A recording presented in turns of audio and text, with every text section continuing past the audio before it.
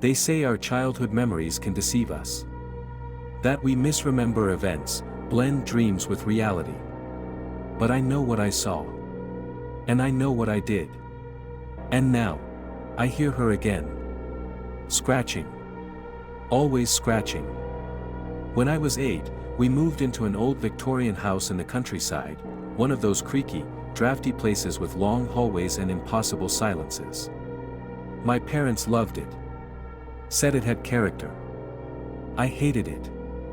From the moment I stepped through the front door, something felt wrong. It started the first night. I woke up to the sound of scratching, soft, rhythmic, like tiny fingernails dragging across wood. I sat up, heart hammering, and listened. The sound came from under the floor. I ran to my parents' room. Just mice, my dad mumbled. I didn't sleep that night. The next day, I stayed in my room while the movers finished unloading. I stared at the floorboards, wondering what was beneath them. Then I saw it, just for a second. A tiny movement between the cracks. Like something pulling back. Watching. I leaned down. Listened. Nothing. That night, the scratching came again. Louder. Desperate. I covered my ears, curled into a ball. Then I heard the voice.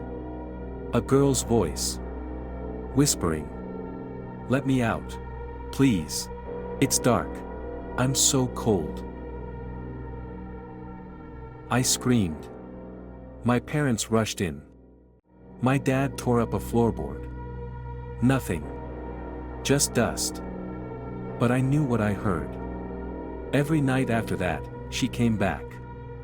The scratching. The whispering. Sometimes she cried. Sometimes she sang. She said her name was Clara. She said she used to live here. She said her father put her under the floor. One night, she asked me to lift the boards. She said if I freed her, she'd be my friend forever.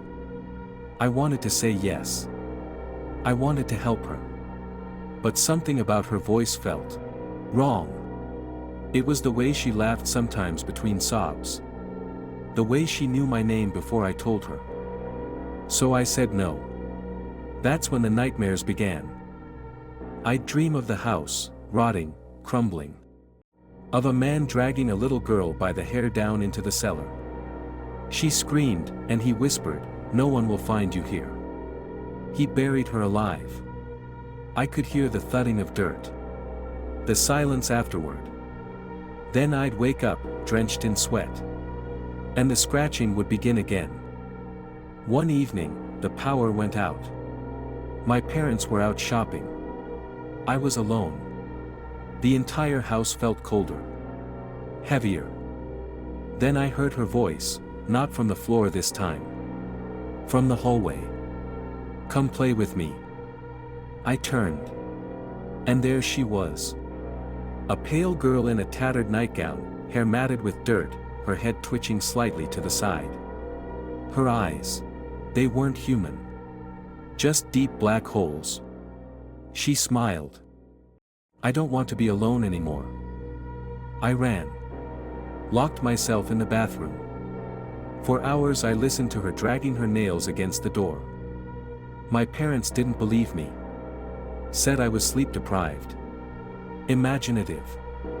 They sent me to a therapist. But then, the neighbors started whispering.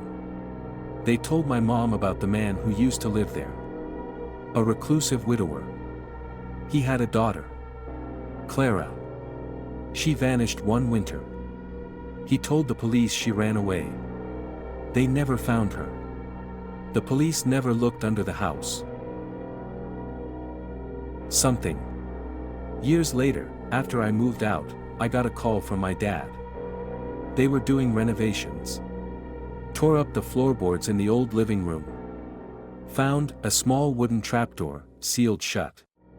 Beneath it, a shallow cavity. And inside, bones. Tiny bones.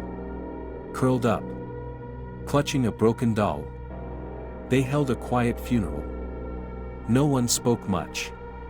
My parents tried to forget. Tried to forgive the house. But I knew. It wasn't over. You see, after we buried her, the dream stopped. The scratching stopped.